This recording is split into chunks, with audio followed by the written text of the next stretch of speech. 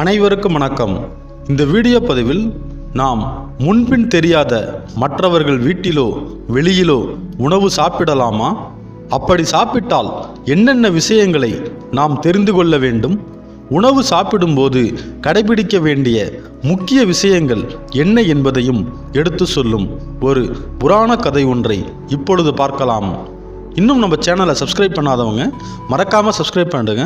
வாங்க பார்க்கலாம். அந்த ஊரின் எல்லையோரத்தில் துறவி ஒருவர் குடிலமைத்து வாழ்ந்து வந்தார். அவரை பார்த்து ஆசீர்வாதம் மற்றும் உபதேசங்களை பெறுவதற்காக பல ஊர்களில் இருந்தும் மக்கள் வந்து செல்வார்கள். அன்று துறவியை பார்க்க இளைஞன் ஒருவன் வந்திருந்தான். அவன் துறவியிடம் சில ஆலோசனைகளை கேட்டு தெரிந்து கொண்டு, ஐயா, முன்பின் தெரியாத இடத்தில் சாப்பிடக்கூடாது என்று சொல்கிறார்களே, ஒரு மனிதன் எவ்வாறு சாப்பிட வேண்டும் என்று விதிமுறைகள் ஏதாவது இருக்கின்றதா என்று கேட்டான். அதற்கு துறவி, நிறைய விதிமுறைகள் உள்ளன. மகாபாரத காலத்தில் வாழ்ந்த விதுரர் மிகவும் மதிநுட்பம் மிகுந்த அமைச்சராக தனது அவையில் இருந்தார். இவர் யமதர்மரின் அவதாரமாகும். அவர் நாம் உண்ணும் உணவு பழக்கம் எப்படி இருக்க வேண்டும் என்று சில நீதி கருத்துக்களை கூறியுள்ளார். அதாவது, மனிதனுக்கு பொதுவாக 3 குணங்கள் உள்ளன. 1 சத்துவ குணம், 2 ரஜோகுணம், 3 தமோ குணம். இந்த 3 குணங்களில் ஒரு குணம் ஒருவனுக்கு அதிகமாக இருக்கும். இந்த 3 குணங்களில் சத்துவ குணமே நல்ல குணமாகும்.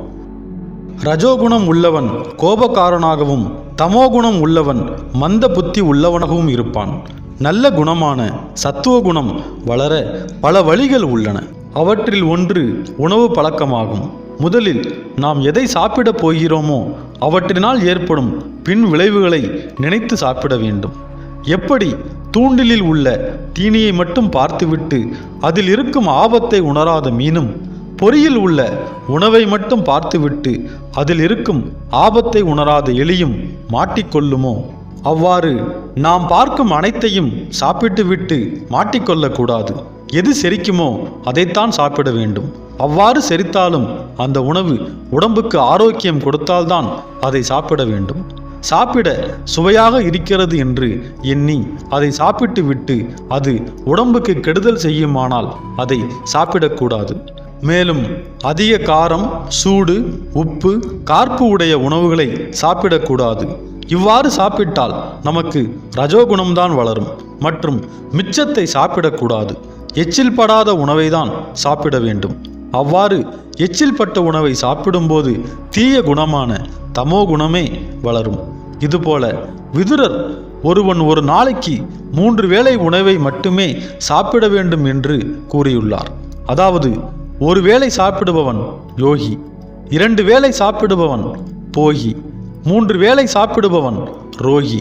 அதாவது, யோகி என்றால் மகான், பெரியவர்கள் போன்றவர்கள். போகி என்றால் ஒரு குடும்பஸ்தன், சாதாரண மனிதன். ரோகி என்றால் நோயாளி என்று அர்த்தமாகும். அதுபோல நாம் யார் கையால் உணவை பெற்று உண்கிறோமோ, யார் நமக்கு உணவுகளை சமைக்கிறார்களோ அவரின் அப்போதைய நல்ல தீய எண்ணங்களும் அந்த உணவில் கலந்து இருக்கும். எனவே நாம் எங்கு சாப்பிடுகிறோம், யார் கையில் சமைத்த உணவை சாப்பிடுகிறோம் என்பதில் கவனம் தேவை. மேலும் மாலை பொழுதில் அந்தி சாயும் நேரத்தில் உணவுகளை சாப்பிடக்கூடாது என்றார் துறவி. பிறகு துறவி அவனிடம், கையில் 10 மிளகு இருந்தால் பகைவன் வீட்டிலும் சாப்பிடலாம் என்று கூறுவார்கள். அதாவது, நாம் சாப்பிடும் சாப்பாட்டில் மிளகு இருந்தால் மிகவும் நல்லது.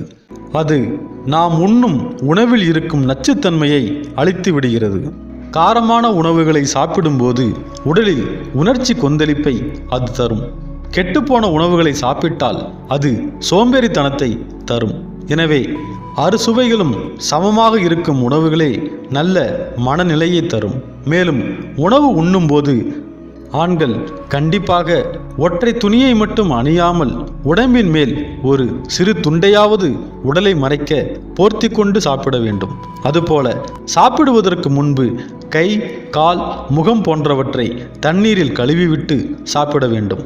அப்படி செய்யும்போது காலில் தண்ணீர் பட்டவுடன் கொதிப்பான நிலையில் மூளை இருந்தாலும் அது ஒரு சமநிலைக்கு வந்து உணவு நேரத்தில் நமது எண்ணத்தில் இருக்கும் தேவையில்லாத கோப தாபங்களை மறக்கடிக்க செய்து புத்தியை சரி செய்துவிடும். மேலும் சாப்பிடும்போது கைகளை தரையில் ஊன்றி சாப்பிடக்கூடாது. அதுபோல மார்பளவு உயரத்திலோ நடுவயது உயரத்திலோ உணவுகளை வைத்து சாப்பிடக்கூடாது.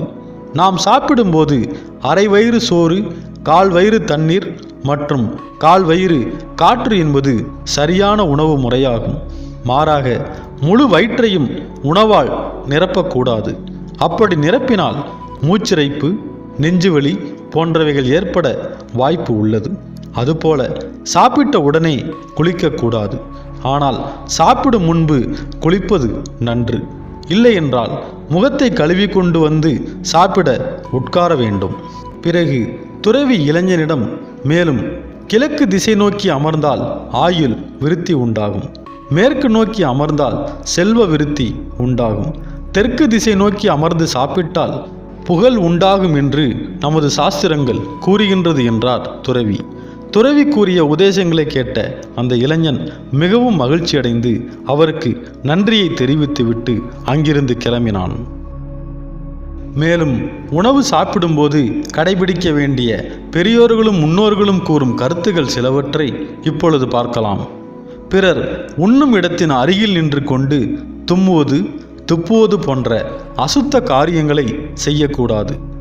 உணவு சாப்பிடும் ஒருவர் தனது இடது கையால் உணவை இட்டுக்கொள்ளக்கூடாது. உணவு சாப்பிடும்போது கையை தரையில் ஊன்றி சாப்பிடக்கூடாது. உண்ணும் உணவால் உடலானது மேன்மை பெற வேண்டும், நன்மை பெற வேண்டும் என்றால் சாப்பிடும் உணவு அளவாக இருக்க வேண்டும். உணவு சாப்பிடும் முன்பு சுத்தமான நீரால் கை கால்களை கழுவிவிட்டு அமர வேண்டும். தினமும் உண்ணும் உணவில் மிளகு சிறிதளவாவது சேர்த்து கொள்ள வேண்டும். மிளகு ஒரு நல்ல மருந்தாகும். 10 மிளகு இருந்தால் பகைவன் வீட்டிலும் உணவு உண்ணலாம் என்பது பழமொழியாகும். சாப்பிடும் உணவில் உப்பை குறைத்துக் கொள்வது உடல் நலத்திற்கு மிகவும் நல்லதாகும்.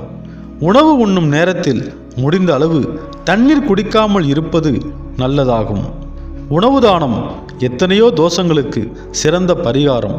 அதனால்தான் அன்னத்துக்கு மிஞ்சின தர்மம் இந்த உலகில் இல்லை என்று பெரியவர்கள் கூறுகிறார்கள்.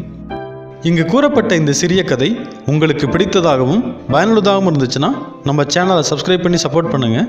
இந்த பதிவை பற்றிய உங்களது மேலான கருத்துக்களை கமெண்டில் தெரிவியுங்கள் மற்றும் உங்கள் நண்பர்களுக்கு ஷேர் செய்யுங்கள். நன்றி.